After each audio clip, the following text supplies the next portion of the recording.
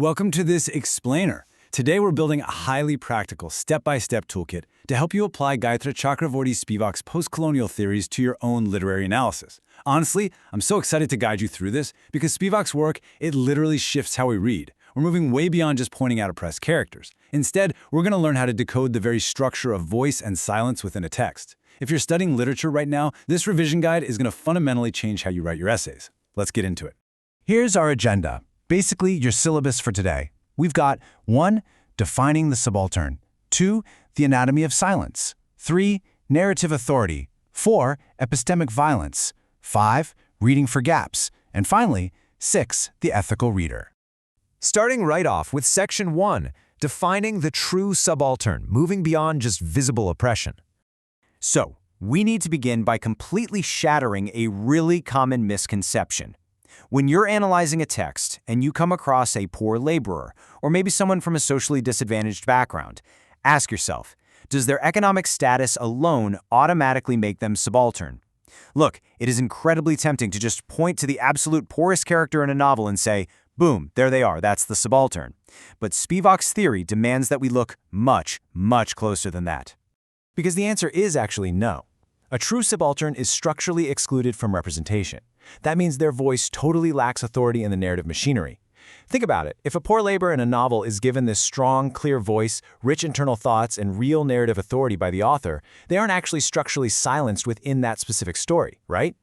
Subalternity is all about being blocked from the dominant discourse. So even when a structurally excluded character does speak, their speech might just be ignored, interrupted, or completely dismissed as meaningless by the power structures around them. Moving on to Section 2, the anatomy of silence, which, as we'll see, is not always empty. Let's build on that foundation for a second and really explore silence. Because the crucial takeaway here is that silence is absolutely not emptiness. Authors actually use different types of silences as calculated thematic strategies, sometimes to show imposed oppression and other times to show meaningful resistance. Take narrative silence. This happens when an entire group is just missing, like a novel about national independence that only focuses on elite male leaders and completely ignores the peasant women. Then you have emotional silence, which might show severe trauma that the narrative just refuses to let the character process.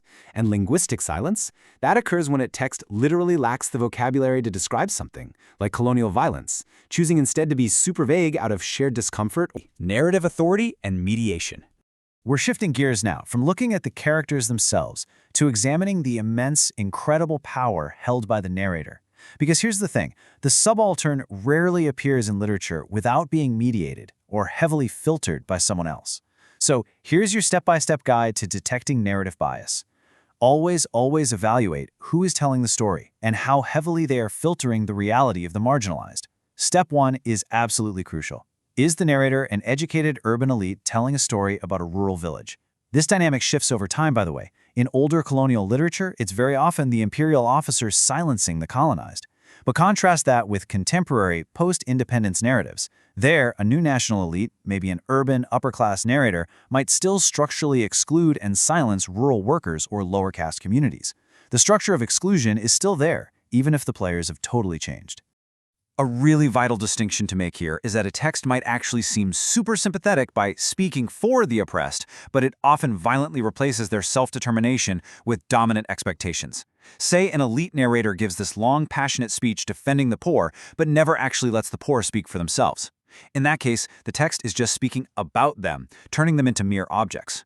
Or even worse, it's speaking for them, which arrogantly assumes the narrator knows exactly what the subaltern wants and needs, effectively erasing their actual voice entirely. Let's put this into perspective. Think about a well-known colonial novel, maybe something like E.M. Forster's A Passage to India or Joseph Conrad's Heart of Darkness. When a colonial official or a dominant Western voice narrates the story, they filter literally everything through imperial logic. This completely distorts the complex agency of the native characters. The narrator holds total narrative agency. They get to interpret the world.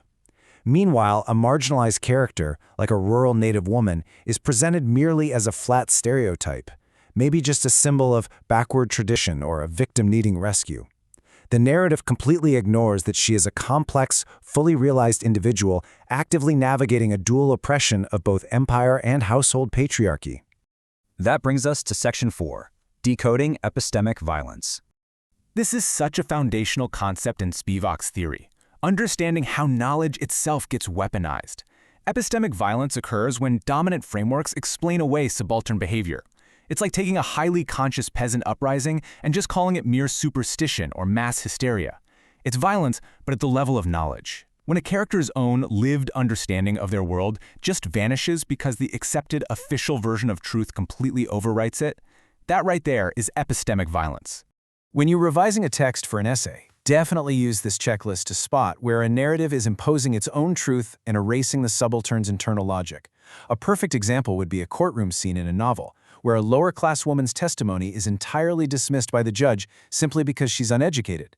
The legal system just reinterprets her experience to completely deny her truth. Or take a look at how cultural practices are handled. Are they genuinely, seriously engaged with, or are they just mocked from this ironic, distant high ground? Moving on to Section 5, Reading for Narrative Gaps. Now, we have to learn to read the invisible. We have to look beyond what is explicitly written on the page to find the glaring contradictions. I want you to apply this practice exercise to the text you're assigned. Hunt for these narrative blind spots to reveal the actual limits of the author's political vision. Next time you're reading a passage, do this. Tally up who gets the most dialogue. Notice what happens the second a marginalized character opens their mouth. Are they immediately interrupted? Are massive, life-altering realities like caste humiliation or sexual violence totally glossed over or omitted from the story? If a text claims to be feminist, for example, but only uses female characters as flat symbols of national sacrifice, well, that contradiction is a massive narrative gap. The most powerful critique you can make often lies in what is left totally unsaid. Spivak warns us that even well-meaning progressive literature simply cannot perfectly recover the subaltern voice. There is always going to be a distance between representation and reality. But here's the thing. Acknowledging this limit isn't a failure. It's actually a crucial part of your analysis. It means you're resisting the urge to find easy, perfectly neat answers where there shouldn't be any. And finally, Section 6, the ethical reader. For our final tool in this kit, we have to turn the analytical mirror back onto ourselves. We can't just assume we're these perfectly neutral objective observers, right? We have to actively avoid romanticizing marginalized characters into pure victims or abstract symbols.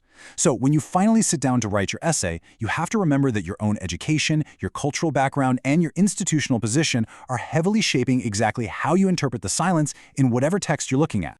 Practicing ethical criticism really requires humility. It means presenting our interpretations as strong possibilities rather than undeniable, unquestionable truths, and genuinely respecting the complex layers of the text. It means we don't just swoop in on our academic white horses and claim we have fully understood and somehow saved the subaltern voice. We analyze the structures of power, sure, but we must maintain a really healthy dose of self-reflection about our own privileges while doing it. So, I'm going to leave you with this final, provocative thought to carry into your studies today. How is your own institutional privilege shaping the way you interpret the silences in the text you are reading right now? Are you truly actively listening for the silence, or are you just hearing exactly what you expect to hear?